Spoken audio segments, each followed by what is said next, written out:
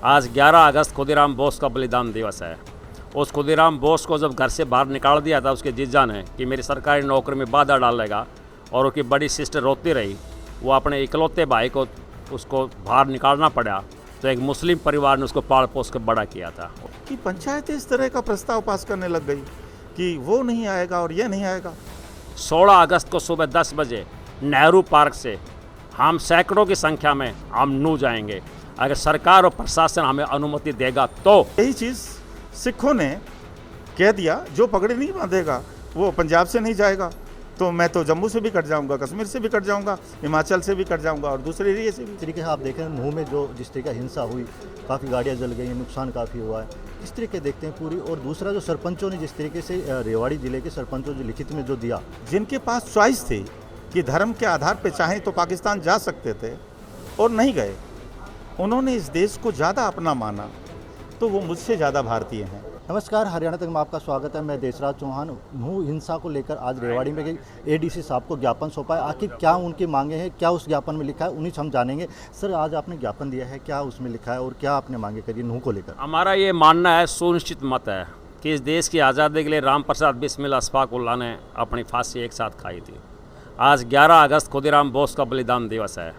उस खुदीराम बोस को जब घर से बाहर निकाल दिया था उसके जीजा ने कि मेरी सरकारी नौकरी में बाधा डालेगा, और उसकी बड़ी सिस्टर रोती रही, वो अपने इकलौते भाई को उसको बाहर निकालना पड़ा, तो एक मुस्लिम परिवार ने उसको पाल पोस कर बड़ा किया था, उसको 9वीं क्लास तक पढ़ाया था, जिसने आज के दिन इस देश की आज़ादी के लिए फांसी के ऊपर चलाया गया था।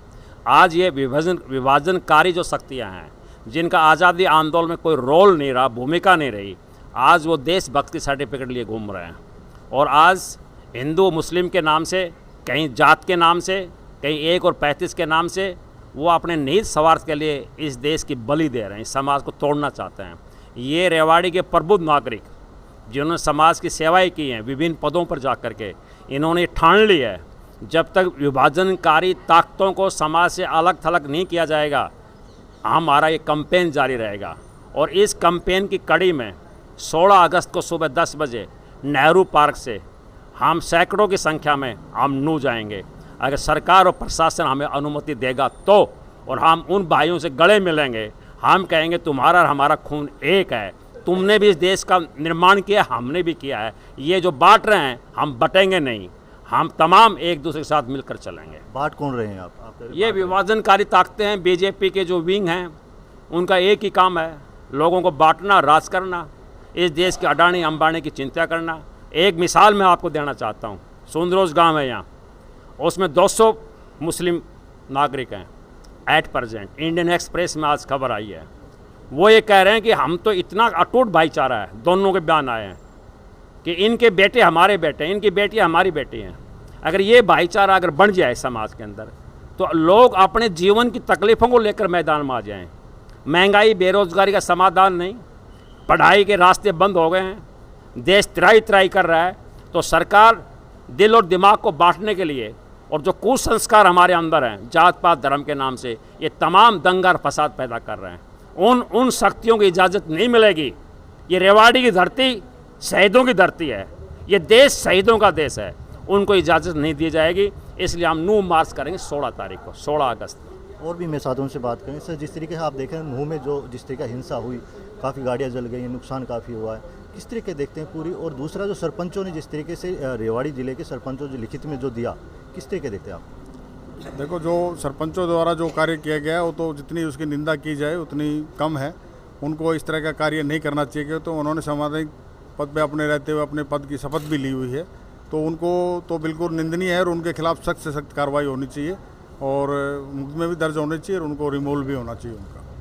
और भी हम उनसे हम बात कर लेंगे। बाबूजी, क्या कहेंगे आप, और जिसे नूह हिंसा को लेकर, और जो सरपंचों जो लिखित में जो दिया है, जो कि गाँव में फिरने नहीं लगने देंगे, कोई आने नहीं देंगे, क्या आप किस तरीके देखते हैं? मैं जगदीश प्रसाद डहिनवाल, रिटायर्ड प्रिंसिपल। मैं ये कहना चाहता हूँ कि जिस प्रकार से सरपंचों ने, पंचायतों ने जो मिलकर के और जो ज्ञापन सौंपा है कि हम अपने गांव के अंदर किसी भी घूमने वाले, व्यापारी करने वाले, तो ये उनके मौलिक अधिकार का हनन है।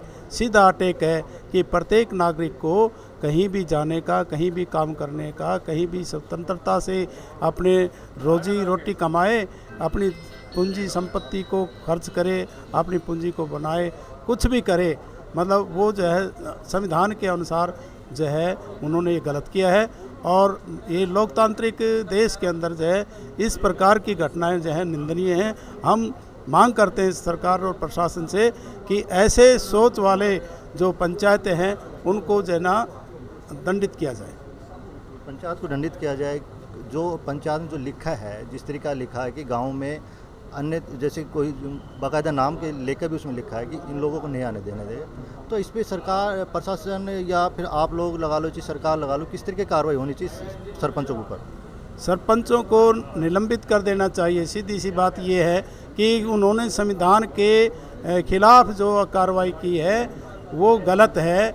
मैं ये कहना चाहता हूँ कि सभी सरपंचों ने जिन्होंने भी लिख के दिया है उनको सस्पेंड किया जाए तत्काल। और भी हमें साथ उनसे बात कर ले। सर, क्या कहेंगे आप? नूह हिंसा को लेकर जल के सब कुछ राख हो गया है, तराई तराई। मैं तो मोटी सी बात ये कहना चाहता हूँ, इस देश का संविधान ये कहता है कि भारत एक गुलदस्ता है और इस गुलदस्ते में कोई विशेष धर्म या विशेष जात या विशेष दूसरी चीज़ का नाम लेकर इसको विखंडित करने का प्रयास करते हैं, उसकी निंदा होनी चाहिए। किसी भी मुस्लिम को जो भारत में रुका है, हमसे ज़्यादा वो ज़्यादा हिंदुस्तानी है, क्योंकि हमारे सामने तो कोई चॉइस नहीं थी कहीं जाने की।